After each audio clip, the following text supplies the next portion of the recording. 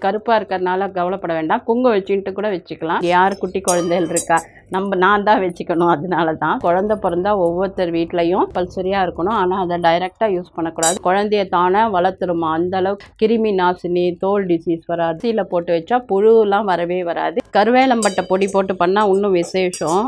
B positive always. வணக்கம் விவாஸ், welcome to கருவேப்பிலை சமையல்.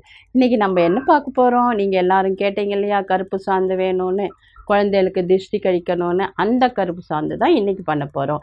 இந்த கருப்பு சாந்தில் நான் பச்சரிசி எடுத்திருக்கேன். அப்படி இல்லைன்னா நீங்கள் ஜவ்வரிசியும் எடுத்துக்கலாம். ரெண்டும் ஒரே ப்ராசஸ் தான். நல்லா தீக்கணும், அவ்வளோதான் கணக்கு. ஸோ நம்ம இன்றைக்கி பச்சரிசி வச்சு எப்படி பண்ணலான்னு பார்க்க போகிறோம். இப்போ பச்சரிசி என்ன பண்ணணும், இதில் கொஞ்சமாக அரை அழாக்கு போட்டிருக்கேன். 3/4 அழாக்கு அரிசி எடுத்தேன் நான், ஆனால் கொஞ்சமாக அரை அழாக்கு தான் போடுறேன். ஏன்னா அதுவே போகிறோம். அப்படின்னு இங்கே யார் குட்டி குழந்தைகள் இருக்கா, நான் தான் வச்சுக்கணும். அதனால தான். சரியா, இப்போ கொஞ்சமாக எவ்வளோ ஒரு கைப்பிடி அரிசி கூட போட்டுக்கோங்களேன். போட்டு பண்ணுங்கள்.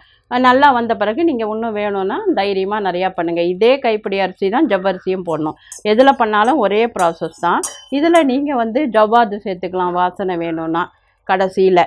இல்லைன்னா வேறு என்ன வாசனை உங்களுக்கு பிடிக்குமோ, தாழம்பூ வாசனை, அந்த மாதிரி வாசனை கூட இதில் சேர்த்துக்கலாம் நீங்கள். நானாக இதெல்லாம் எதுவுமே சேர்க்கலை. இப்போ நான் ஜஸ்ட்டு அரிசியை தான் வறுத்துன்ருக்கேன். இது ரேஷன் அரிசி தான் நான் எடுத்திருக்கேன், பச்சரிசி.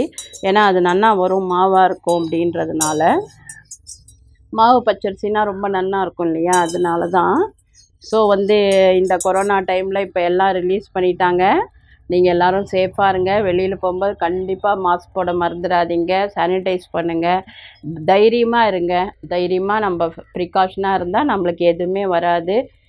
B positive always. ஓகேங்களா? அதனால் நானும் இன்ஜெக்ஷன் போட்டுட்டேன்.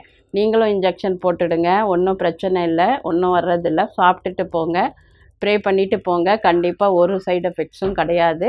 அதனால் இன்ஜெக்ஷன் போட்டுக்கோங்க. நான் கோவிஷீல்டு போட்டுட்டேன். சரிங்களா? இப்போ நான் அரிசியை வறுத்துட்டுருக்கேன். இந்த அரிசி இந்த குழந்தைகளுக்கெல்லாம் குளிப்பாட்டும் போது என்ன பண்ணுவா, மெயினாக குட்டி குழந்தைகளுக்கெல்லாம் அந்த வசம்பு இருக்குது பார்த்தீங்களா, அதை சுட்டுட்டு அதை நாக்கில் தடவுவாங்க. வயிற்ற வலிச்சுன்னு தொப்பில் சுற்றி தடவுவாங்க. அந்த வசம்பு பிள்ளை வளர்ப்பான்னு தான் சொல்லுவாங்க. பேரே சொல்ல மாட்டாங்க, பிள்ளை வளர்ப்பான்னு சொல்லுவாங்க. அந்த வசம்பு அவ்வளோ நல்லது. குழந்த பிறந்தா ஒவ்வொருத்தர் வீட்லேயும் வசம்பு கம்பல்சரியாக இருக்கணும். ஆனால் அதை டைரெக்டாக யூஸ் பண்ணக்கூடாது. அடுப்பில் சுட்டு கறி பண்ணிவிட்டு தான் அதை யூஸ் பண்ணணும். சரிங்களா? ஆக்சுவலாக வசம்பை சுட்டு கொடுப்பாங்க சும்மா பசங்க வாயில் கடிக்கிறதுக்கு. அப்போ ஒரு ட்ராப் போகும்போது அவ்வளோ நல்லது. அதாவது குழந்தைய தானே வளர்த்துருமா, அந்தளவுக்கு வசம்பில் அவ்வளோ நல்ல பவர் இருக்குது. அதாவது கிருமி நாசினி, தோல் டிசீஸ் வராது. இந்த மாதிரி வசம்புக்கு சொல்லிகிட்டே போகலாம். ஸோ இந்த வசம்பை கூட நம்ம அரிசியில் போட்டு வச்சா புழுலாம் வரவே வராது. இது ஒரு டிப்ஸ் உங்களுக்கு. சரிங்களா? பச்சரிசியில் புழு வருது, வண்டு வருது அப்படின்னா நீங்கள் 2 துண்டு வசம்பு, 2 சிவப்பு மிளகா போட்டு வச்சிங்கன்னா எறும்பும் வராது. அவ்வளோதான். பாருங்கள் நம்ம அரிசி எப்படி ஆயிருக்கு பாருங்கள். அப்படியே இந்த வெல்லம் போட்டு இது பண்ணால் எப்படி ஆகும், அந்த மாதிரி இந்த மாதிரி ஆகணும் அரிசி. சரிங்களா? இந்த மாதிரி ஆன உடனே நம்ம என்ன பண்ணணும் பாருங்கள், இரும்பு பாண்டியில் தான் பண்ணணும். கொஞ்சமாக தண்ணி ஊற்றிக்கலாம். ஒரு கால் ஸ்பூன் ஊற்றுறேன்.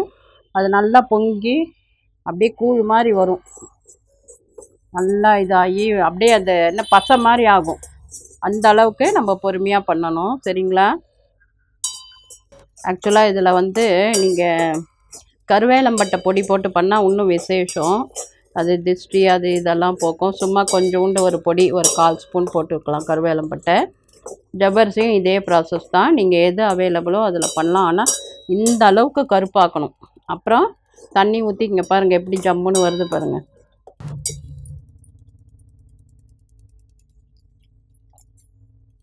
நான் ஒரு 1/2 டம்ளர் தண்ணி ஊற்றிருக்கேன். அது கொஞ்சம் லிக்விடாக இருந்து காயட்டும்ன்ட்டு. அதனால் இந்த மாதிரி பாருங்கள் நம்மளோட கருப்பு சாந்து எப்படி பொங்கி பொங்கி வருது பாருங்கள். இந்த ஸ்டேஜு. இதை நம்ம வடிகட்டி ஒரு கொட்டாங்குச்சியில் ஊற்றி காய வைக்கணும். சரிங்களா? அணைச்சிட்டு என்ன பண்ண போகிறேன், இதை எடுத்து கொட்டாங்குச்சியில் ஊற்ற போகிறேன். சரிங்களா? பாருங்கள்.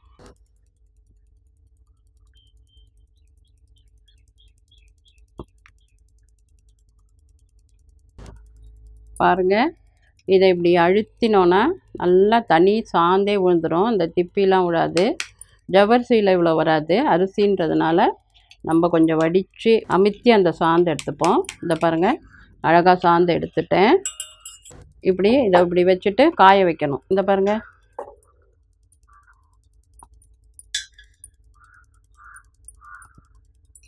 நான் எடுத்து இப்பயே இட்டுட்டேன். இன்னும் கொஞ்சம் ஆற ஆற கெட்டியாகிடும், சூப்பராக இருக்கும் பாருங்கள்.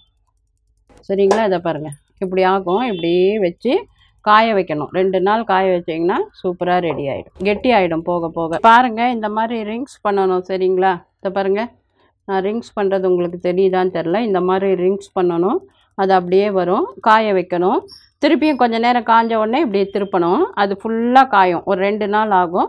அதுக்கப்புறம் நம்ம என்ன பண்ணணும், தண்ணியை கொஞ்சம் ஒரு ட்ராப் விட்டு இதை பாருங்கள் இப்படி தேய்க்கணும். தேய்ச்சி எடுத்து விட்டுக்கணும். இப்போ நான் எடுத்து விட்டு காமிக்கிறேன். இங்கே பாருங்கள், எப்படி இருக்குது? ஓகேவா இருக்கா? அவ்வளோதான், சாந்து ரெடி. இந்த சாந்தை வந்து நீங்கள் கண்டிப்பாக பண்ணி பாருங்கள். நம்ம வீட்டில் இருக்கும்போது இந்த மாதிரி சாந்து போட்டு கூட, இது கருப்பாக இருக்கிறதுனால கவலைப்பட வேண்டாம், குங்குமம் வச்சுட்டு கூட வச்சுக்கலாம். குழந்தைகளுக்கு மெயினாக வைக்கலாம், திருஷ்டி கழிக்கிறதுக்காக. இது மெயினாக குழந்தைகளுக்கு தான் பண்ணுவா, குழந்தை பிறந்த உடனே சாந்து. நீங்களும் இந்த மாதிரி பண்ணிவிட்டு உங்களுக்கு தெரிஞ்சவங்களுக்கெல்லாம் பண்ணி கொடுங்க, இல்லை ஷேர் பண்ணுங்கள். நிறையா குக் டிப்ஸ் அதெல்லாம் போட்டுருக்கேன். அதெல்லாம் நீங்கள் பார்க்குறீங்களான்னு தெரியல. பார்க்கலைன்னா இனிமேல் போய் பாருங்கள். நிறையா ஒவ்வொரு நாளைக்கு ஒன்று ஒன்று ஷார்ட்டாக ஒரு 30 செகண்ட்ஸில் போட்டிருக்கேன். என்ஜாய் பண்ணுங்கள். ஆரோக்கியமாக சாப்பிடுவோம், ஆரோக்கியமாக இருப்போம். நன்றி, வாழ்த்துக்கள்.